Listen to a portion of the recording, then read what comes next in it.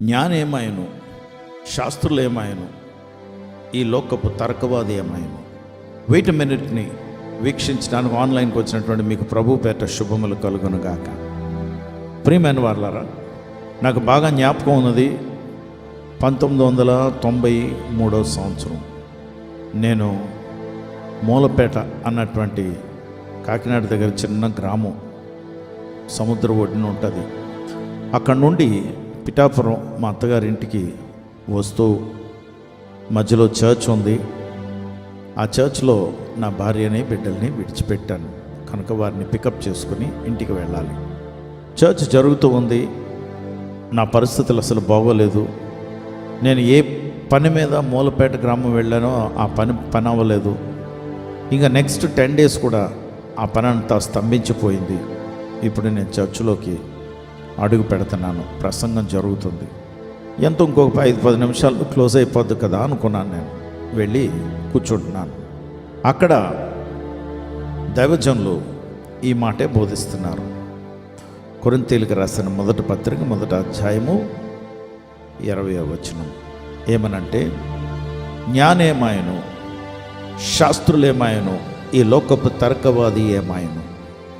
Wear is the wise man, where is the scholar, and where is the philosopher of this age? God has checkmated the wisdom of the wise man అని మాటలు బోధిస్తున్నాడు ఆయన. అని చెప్పుతూ గబుక్కొని, నువ్వే కదా ఆ జ్ఞానివి, నీకు చాలా జ్ఞానం ఉందని నువ్వు అనుకున్నావు, కానీ నీ జ్ఞానము నీ కుటుంబాన్ని పోషించడానికి కూడా సరిపోవటం లేదు. ఆయన బోధిస్తున్నాడు. నా గురించే చెప్తున్నాడు ఈయన. నా గురించి చెప్పుంటారు మా వాళ్ళందరూ అనుకుంటున్నాను నేను. శాస్త్రులు ఏమయ్యారు? నువ్వు చదవని పుస్తకం ఏమీ లేదు కదా, పుస్తకాలు పురుగువి, అన్ని పుస్తకాలు చదివేస్తావు నువ్వు. మరి అవి నిన్ను పోషించడానికి ఏమి సరిపోవటం లేదు. ఈ లోకపు తర్కవాది, నువ్వు ఎవరి దగ్గర కూడా మాట్లాడటానికి మనుషులు వాళ్ళు భయపడిపోతారు కదా. ఎందుకంటే నువ్వు తలకేస్తే వాళ్ళు కాలుకు వేయాలని చూసినా వాళ్ళు ఏమీ వేయలేకపోతారు. వాళ్ళు కాళ్ళకి వేస్తే నువ్వు తలకేస్తావు, వారు తలకేస్తే నువ్వు కాళ్ళుకేస్తావు, తికమక పెట్టేస్తావు కదా అంటూ నా గురించి మాట్లాడారు.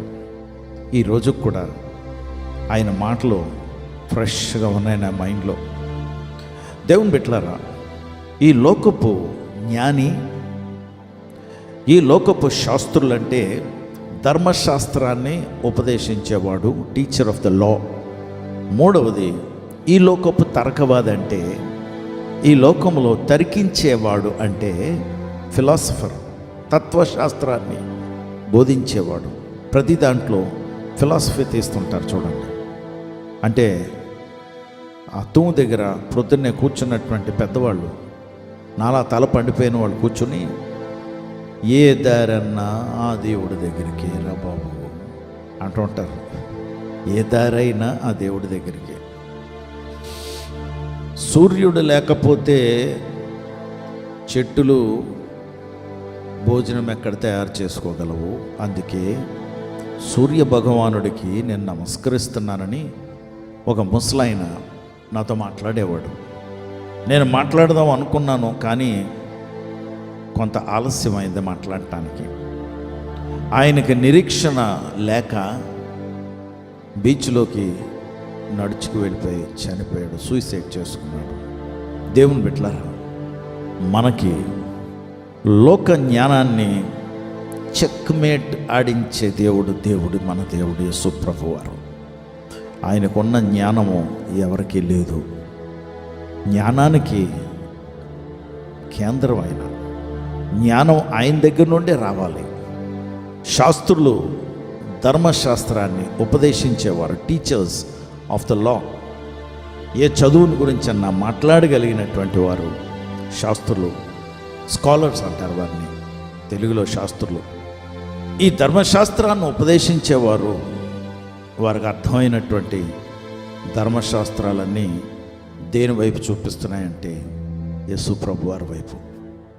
ఎందుకంటే ధర్మశాస్త్రాన్ని రాసింది ఆయన. అప్పుడు గ్రంథ రూపంలో పలకల మీద దేవుడు ఆజ్ఞలను రాసి మోషేకి ఇచ్చి, మోషేతో ముఖాముఖిగా కొన్ని ఆజ్ఞలు వర్బల్ లా చెప్పారు. అవి ఎక్కడా రాయకుండా మోషే గారు ఏం చేశారంటే, ఆయన తర్వాత నాయకుడైనటువంటి యెహోషువతో చెప్పారు. యెహోషువ తన తర్వాత ఉన్నటువంటి నాయకుడికి చెప్పాడు, ఆ నాయకుడు ఇంకో నాయకుడికి చెప్పాడు. అలాగా ప్రధాన యాజకులకి మాత్రమే ఆ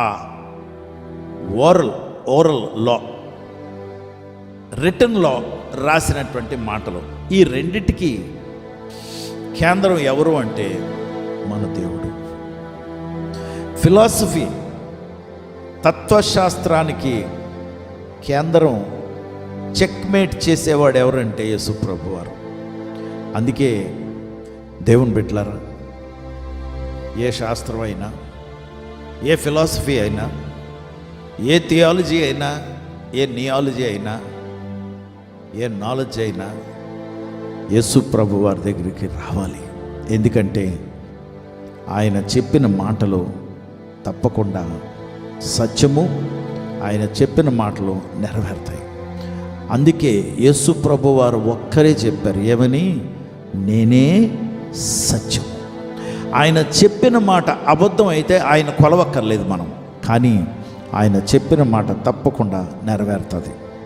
కొంతమంది అన్నారు కోతుల నుండి మనిషి పుట్టాడు అని. నేనన్నాను, కోతుల నుండి పుడితే నీకుంటే తోక ఉందేమో నువ్వు చూసుకోగాని నాకు మాత్రం తోక లేదు.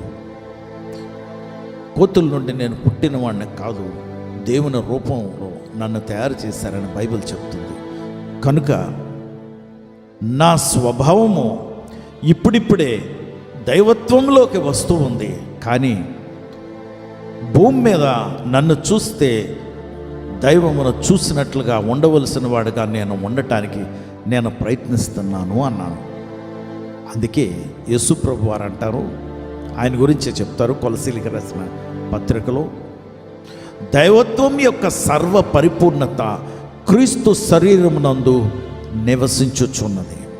It is living in the body of Jesus Christ. Divinity is living in the body of Jesus Christ. ఇప్పుడు ఆ దైవత్వము, సర్వ పరిపూర్ణత కలిగినటువంటి దైవత్వం కలిగినటువంటి యేసు ప్రభుల వారు ఎక్కడున్నారంటే నాలో ఉన్నారు, నీలో ఉన్నారు. నీ హృదయాన్ని తెరిస్తే నీలో ఉంటారు. కనుక దైవత్వము కలిగి ఉన్నటువంటి మనుషులుగా మనము అన్నిటినీ అర్థం చేసుకునే జ్ఞానము, ఎవరికైనా జవాబు చెప్పగలిగినటువంటి వాక్చాతుర్యము దేవుడు అనుగ్రహిస్తాడు. ఆయన వైపు మనం చూడాలి. ఆయనే మనల్ని రక్షిస్తాడు, నడిపిస్తాడు, ఆశీర్వదిస్తాడు. పరిశుద్ధుడా ప్రభా, నీకు వందనాలు, స్తోత్రాలు. ఇదిగోనైనా నీ పాదాల దగ్గరికి వస్తున్నాం ప్రభా. మాకు జ్ఞానం ఉందని, అంతా అర్థం చేసుకోగలవని మేము అంటం లేదు, కానీ మేము ఎప్పుడు ఏది గ్రహించాలో అది నీకు తెలుసు. సమయస్ఫూర్తిగా నువ్వు మాతో మాట్లాడి నడిపించగలిగిన దేవుడివి ప్రభా. మా జ్ఞాన డిగ్రీ ఎంతో నీకు తెలుసు. ఆ డిగ్రీని బట్టి, జ్ఞాన డిగ్రీ అంటే మా జ్ఞానానికి సంబంధించినటువంటి కేంద్రం ఎంత అర్థం చేసుకోగలదో నీకు తెలుసు. అంతే మాకు బోధిస్తావు. అది బోధించి మమ్మల్ని నడిపించుకుని ఆశీర్వదించమని మా ప్రభు రక్షకుడి యేసుక్రీస్తు వారి నామములో ప్రార్థించి వేడుకొంచున్నాం తండ్రి. ఆమేన్.